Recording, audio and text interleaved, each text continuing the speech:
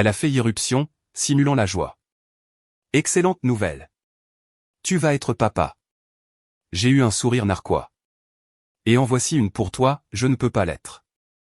Félicite Michel de ma part. Sa fausse joie s'est muée en panique. Elle a fait ça au milieu d'un dîner, un mardi. Elle a repoussé mon assiette avec 2 doigts, comme si elle sentait mauvais, et a dit « On peut se passer des bougies ?» C'est trop. J'avais fait rôtir du saumon, ouvert une bouteille que nous gardions, et tamisé les lumières comme elle aimait avant. Elle a regardé la scène comme si j'avais fait entrer une fanfare dans la cuisine. C'est un dîner, ai-je dit en ramenant l'assiette. Pas un défilé. Ça sonne faux, m'a-t-elle coupé. Tu en fais trop. Essayer, c'est mal maintenant? C'est être en manque d'attention. Si j'avais su où ce chemin menait, j'aurais laissé tomber les bougies et serais allé directement vers la sortie. Mais je croyais encore qu'un mariage pouvait se régler comme un moteur, vérifier les bougies, resserrer la courroie, le faire ronronner à nouveau. Ce soir-là, j'ai soufflé les bougies, mangé le saumon à même la poêle, et je me suis dit qu'elle était stressée. 2 semaines plus tard, j'ai appris que le stress avait un nom et conduisait une berline grise. Je travaille dans la gestion de chantier, des matins de bonne heure, de longues journées, du café dans un thermos.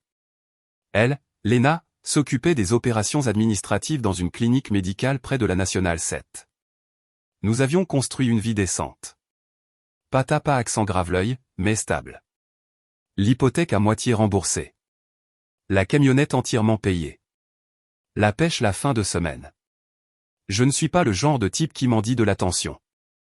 Je suis présent. Je répare ce que je peux. Et je n'aboie pas. Avant, ça suffisait. Ce n'était plus le cas. La semaine après la scène des bougies, j'ai réservé une table au restaurant italien près de la rivière, celui avec les petites nappes à carreaux rouges qu'elle aimait. Je lui ai envoyé par texto une photo de la confirmation de réservation. Pas d'émoji de cœur. Juste 19h30. Vendredi. Nous. Elle a répondu 1 heure plus tard, je serai peut-être en retard. Grosse journée. À 19h30, j'étais assis seul. À 20h15, elle est entrée d'un pas léger, coiffure parfaite, téléphone à la main, comme si le temps lui devait de l'argent. Tu as commencé sans moi, a-t-elle dit en jetant un œil à mon verre.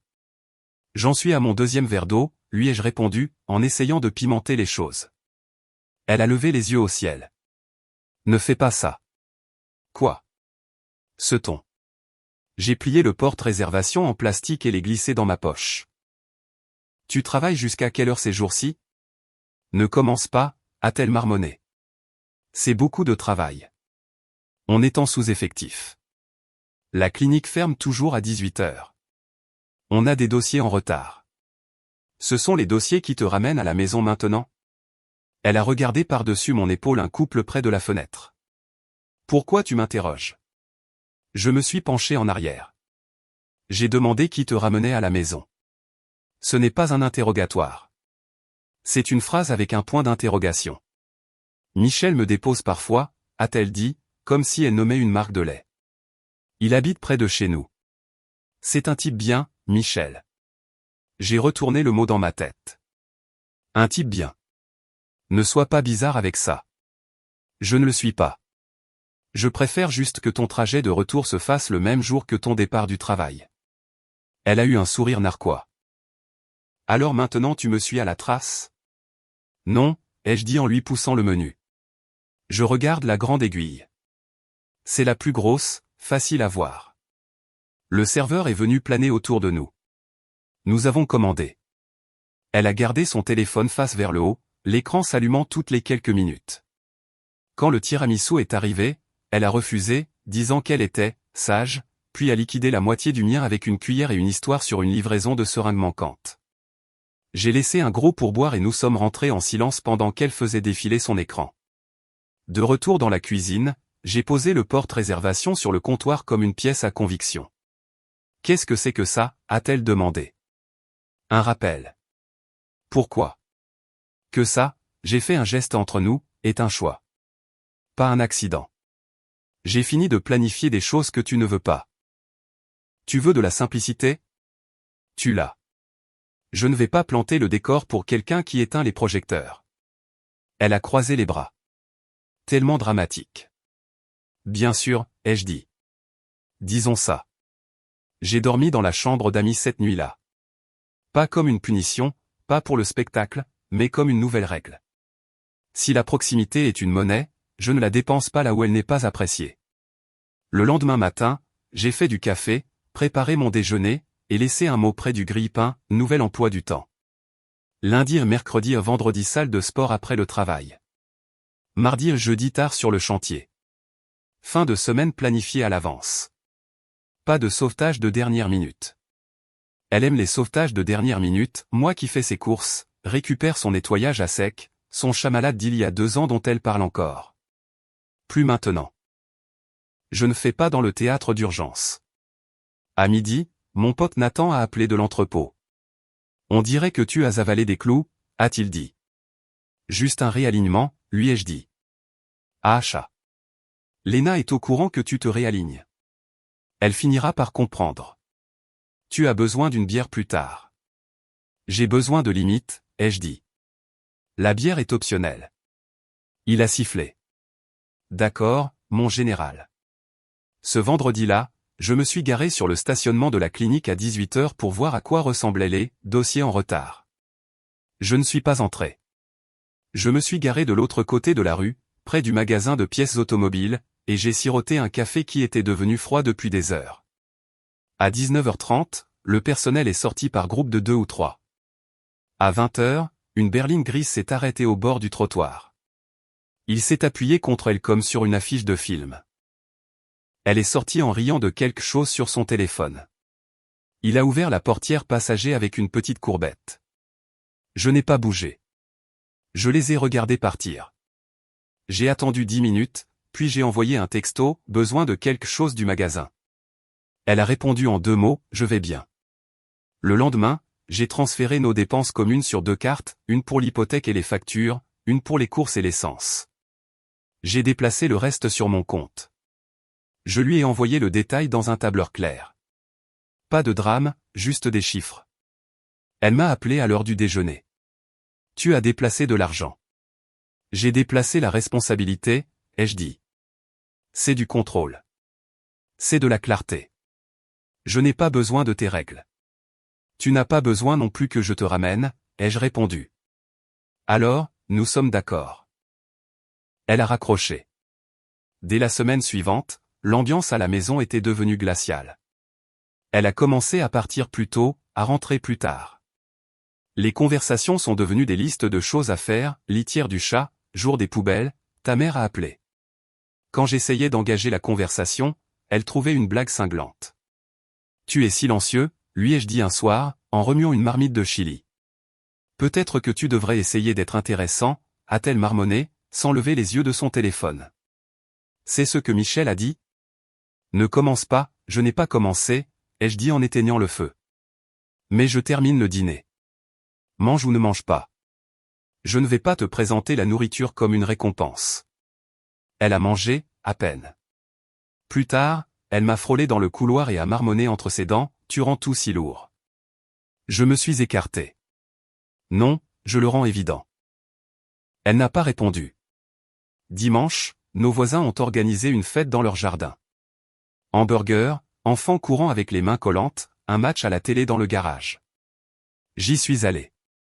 Elle est arrivée 1 heure plus tard dans une nouvelle robe, et m'a lancé un regard comme si j'étais censé lui faire un compliment en guise de ticket d'entrée. En retard? Lui ai-je dit en lui passant une assiette. Elle l'a prise comme si c'était la charité. Détends-toi. Nous étions près du barbecue, acquiesçant à des banalités, quand notre voisine Sylvie a demandé, vous faites ce voyage en voiture dont vous parliez? Les gorges du Verdon? Léna a eu un rire sec. Il est incapable de planifier sa sortie de l'allée. Je me suis tourné vers Sylvie. Nous ne faisons pas le voyage. Je fonctionne sur demande pour les fins de semaine maintenant.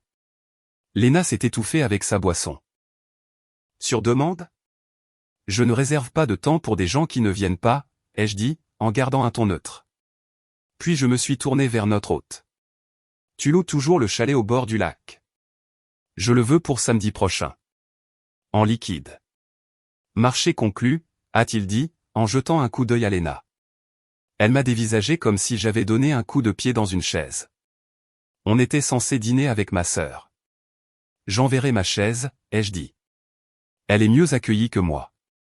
La conversation est morte. La musique du garage a rempli l'espace comme un pansement. J'ai posé ma bouteille vide sur la table et j'ai dit à Léna, je serai à la maison pour 22 heures. Tu as besoin qu'on te ramène? Demande à ton type bien. En sortant, Sylvie m'a rattrapé près de la clôture. Elle est différente. Elle est constante, ai-je corrigé.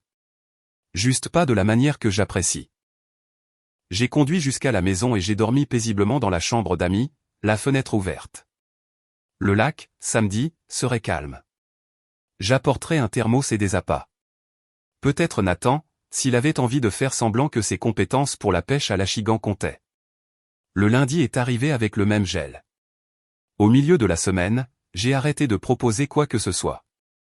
J'ai supprimé les petits rituels qu'elle utilisait comme preuve de contrôle, pas de trajet de dernière minute, pas de course au magasin tard le soir, pas d'annulation de ma séance de sport parce qu'elle avait oublié sa voiture au travail.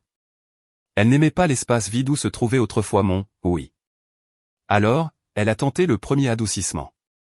Elle a ramené mon plat à emporter préféré un jeudi, l'a posé sur la table et a dit « nous me manquons ». Ça sonnait comme une réplique qu'elle avait achetée, pas méritée. Quel nous? Ai-je demandé en ouvrant le sac. L'équipe qui dînait sans sarcasme. Elle s'est assise dans une chaise comme si elle entrait dans une piscine froide. J'ai été stressé.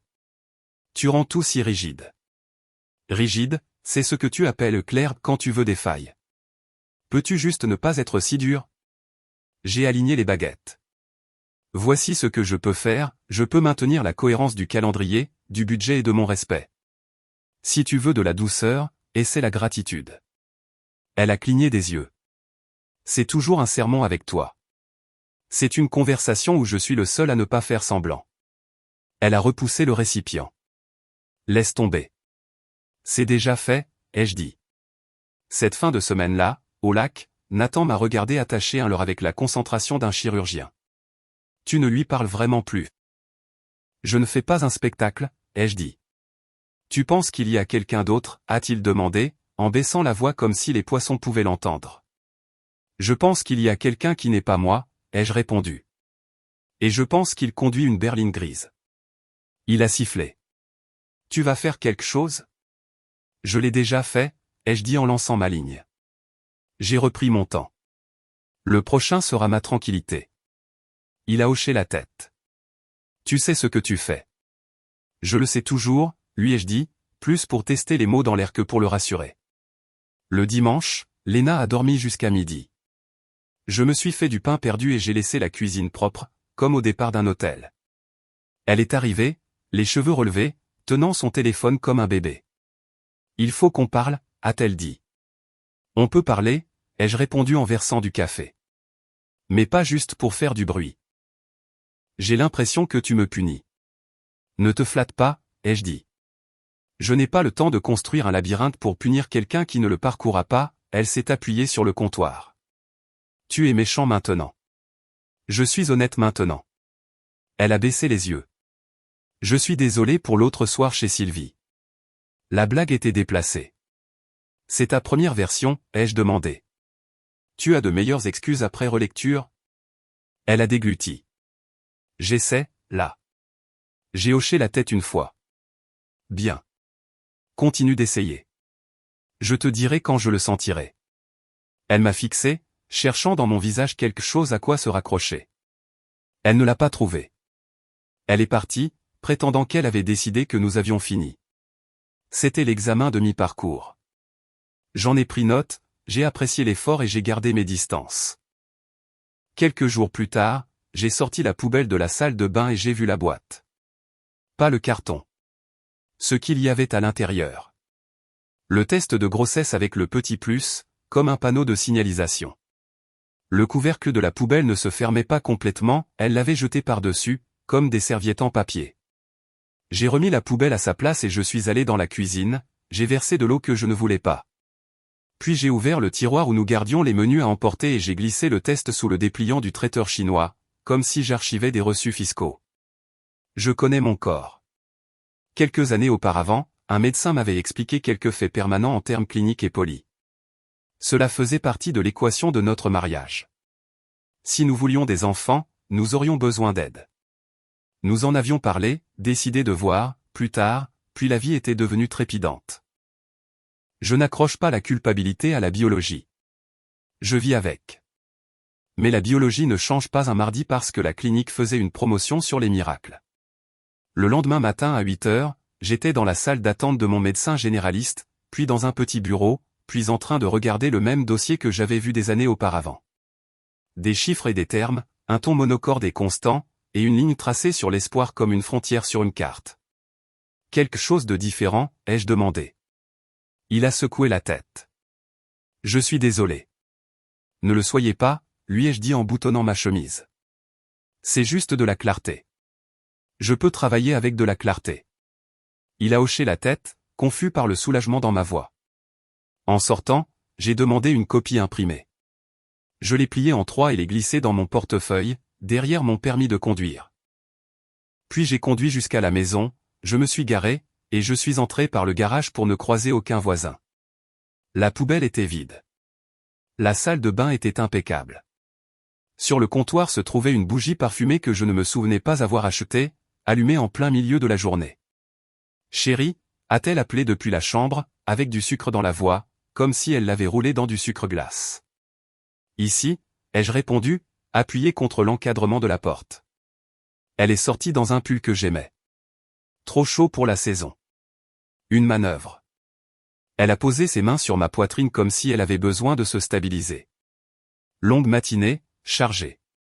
Je pensais qu'on pourrait faire quelque chose ce soir, a-t-elle dit, d'une voix lente et légère. Un film, et puis, tu sais? J'ai regardé ses mains, puis la bougie, puis l'horloge. Non. Elle a cligné des yeux. Non, je suis crevé, lui ai-je dit en reculant. On remet ça.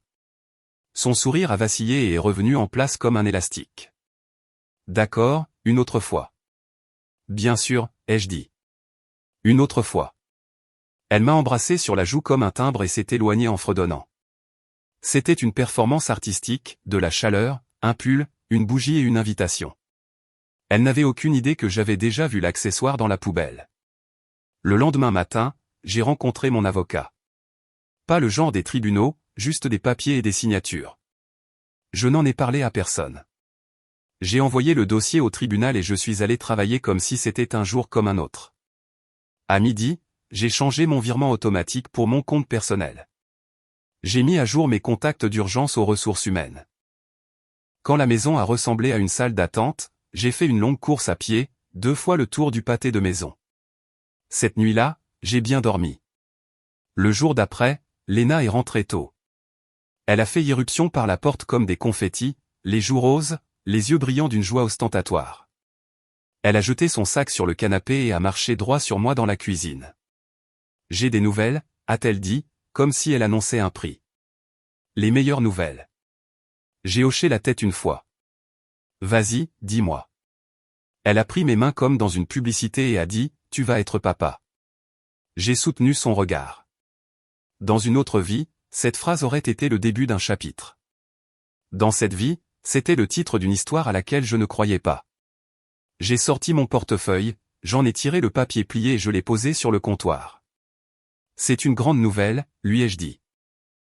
Je ne comprends juste pas pourquoi tu me l'as apporté à moi. Et pas à Michel. Son visage a vacillé. J'ai terminé ma pensée. Je ne serai pas père, ai-je dit en tapotant le papier. Jamais. Pas selon tous les tests qui comptent. La couleur l'a quitté comme si on avait débranché une prise. Quoi? Qu'est-ce que c'est que ça? De la clarté, ai-je dit. Fraîchement imprimée de ce matin. Elle a tendu la main pour la prendre.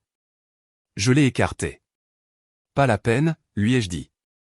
Ça dit ce que je savais déjà. Je ne sais.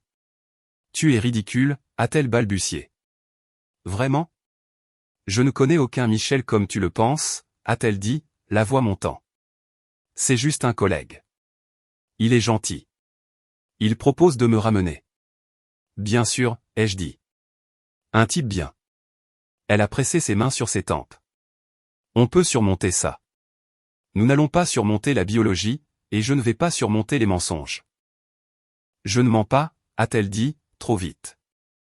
J'ai pris dans le tiroir la bandelette de test et je l'ai fait glisser sur le comptoir comme un jeton de poker. Tu as manqué un détail. Sa bouche s'est ouverte et s'est refermée. Elle a regardé la bougie, moi, le papier. La pièce s'est remplie d'un bourdonnement aigu qui n'était que le bruit de notre frigo. Oh, a-t-elle dit d'une petite voix. Ouais, ai-je répondu. J'ai fait une erreur, a-t-elle murmuré. Tu as fait un plan, ai-je corrigé. Et tu as mal lu les variables. Elle a secoué la tête. S'il te plaît, juste. J'allais oublier, les jeux interrompus en sortant l'enveloppe Kraft du tiroir. Je l'Y avait laissé le matin sous les factures. Je l'ai posé à côté du papier. Cadeau pour toi. Déposé hier. Ça devrait être prêt à signer. Elle a fixé l'enveloppe comme si elle allait exploser. Tu as déposé une demande? Je n'aime pas vivre dans une histoire que quelqu'un d'autre écrit, ai-je dit. Et je n'ai pas besoin de me mettre en travers de ton chemin, va construire ton bonheur avec ton type bien. Ses mains tremblaient. Elle s'est assise. Elle m'a regardé comme si elle se noyait et que j'avais la seule corde. S'il te plaît, ne fais pas ça, a-t-elle dit. Je t'aime. C'était une erreur. On ne brûle pas une maison pour une seule étincelle. Cette maison était imbibée d'essence depuis des mois, ai-je répliqué. Tu as tendu une allumette à un étranger. Il est marié, a-t-elle rétorqué comme si ça aidait, comme si ça la rendait plus en sécurité, pas pire.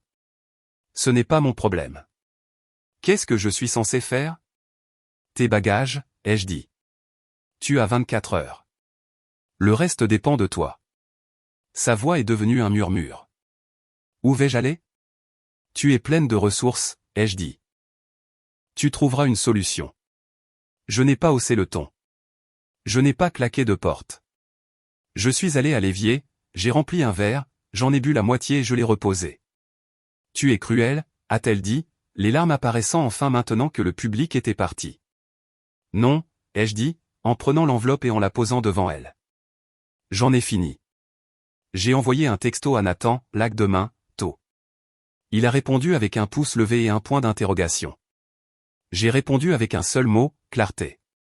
J'ai préparé un sac de sport, une boîte de pêche, une glacière, un thermos et un matelas de sol.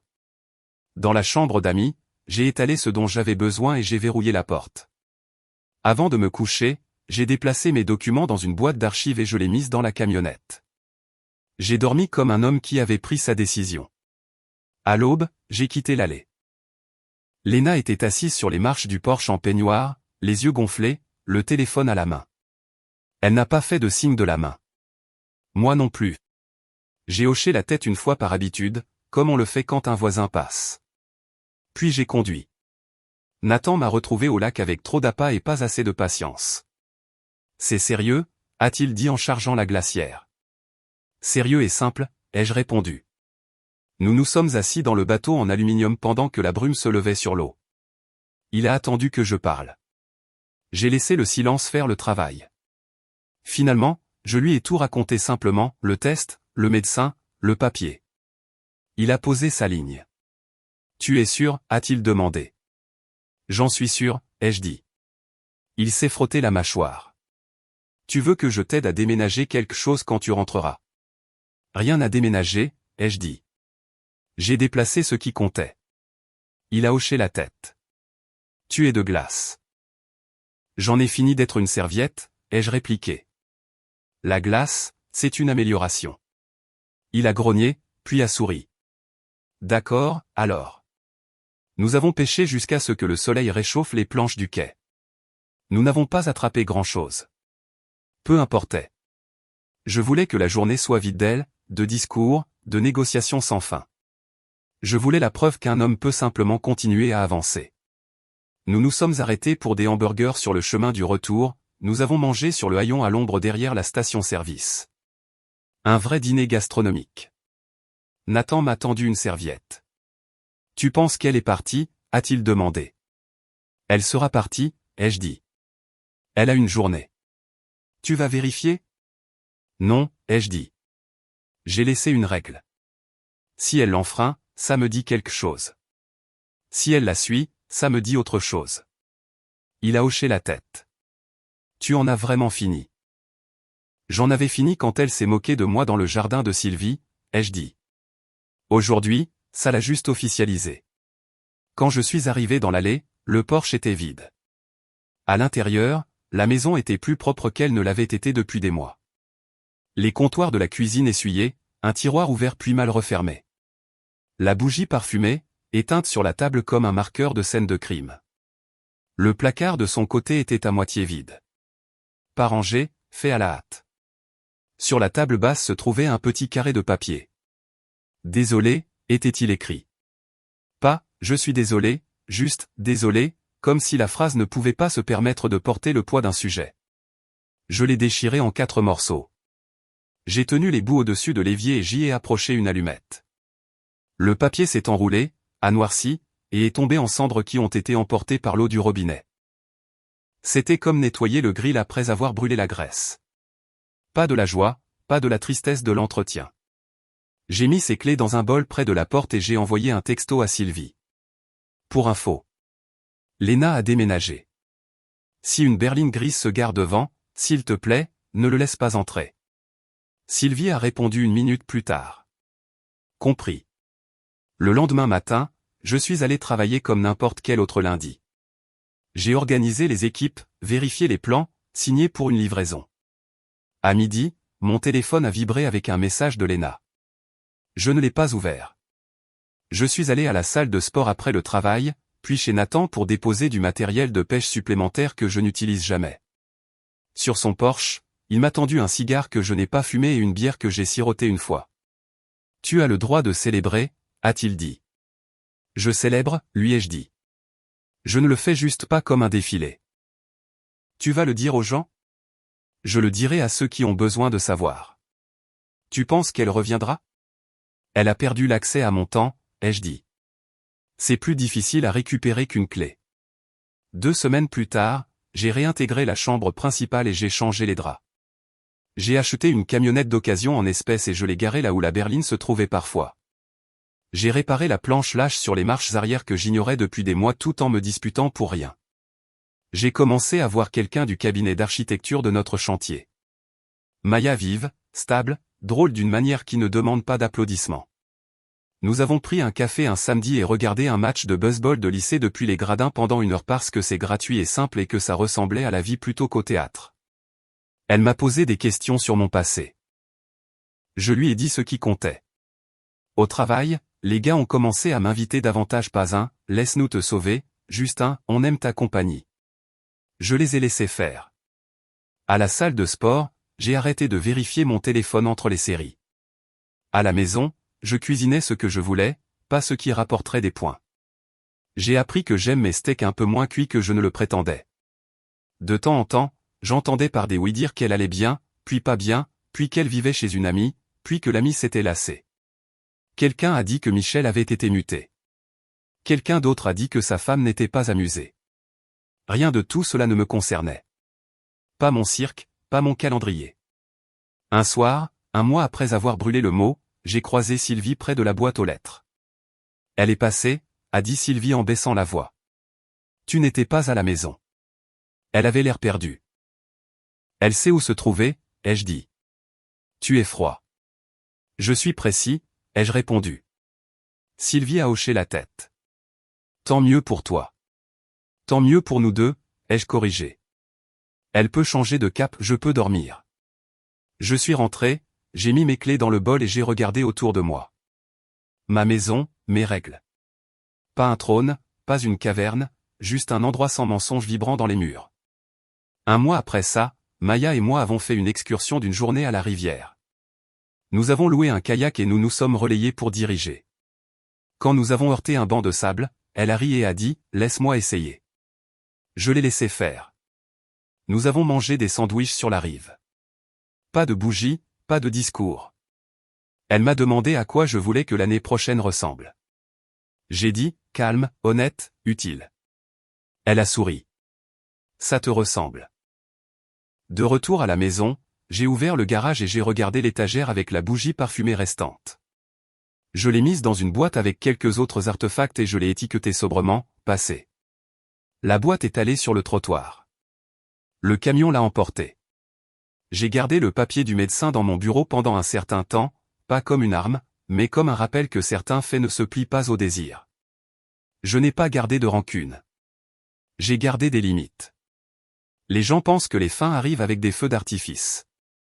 La mienne est arrivée avec un formulaire, un trajet en voiture, un petit feu dans un évier, une journée tranquille sur un lac, et un nouveau trousseau de clés séparées des anciens dans un bol. Je ne suis pas le héros d'une histoire. Je suis un homme qui a refusé d'être la chute de la blague. Quand elle a essayé de me donner un rôle pour lequel je n'avais pas auditionné, je le lui ai rendu avec une signature et une date. Puis j'ai quitté le théâtre et je suis entré dans ma propre maison, où le seul scénario est le calendrier sur le frigo et une femme qui sourit sans me gérer. La semaine dernière, Nathan se tenait dans mon allée avec une boîte à outils. La lumière de ton Porsche est de travers, a-t-il dit. Je sais, lui ai-je dit en l'allumant. Elle se redresse dans la lueur. Ça me semble bien. C'est une métaphore, a-t-il demandé. Je ne fais pas de métaphore, ai-je dit en souriant. Je fais des ajustements. Il a souri. Tu vas bien, mec? Oui, ai-je dit. Enfin. Et c'est la partie que personne ne vous dit. Le respect est silencieux. Il est dans la façon dont vous posez vos clés. Dans la façon dont vous n'expliquez pas ce qui n'a pas besoin d'être expliqué. Dans la façon dont vous regardez votre fin de semaine et y voyez un espace que vous avez gagné, pas un espace que vous devez négocier. Elle a choisi un chemin qui ne m'incluait pas. Je ne l'ai pas poursuivi sur ce chemin. J'ai construit le mien. Et quand elle est revenue en courant avec une histoire, je ne l'ai pas réécrite. J'ai fermé le livre, j'ai signé là où il le fallait, et je suis parti avec mon nom correctement orthographié.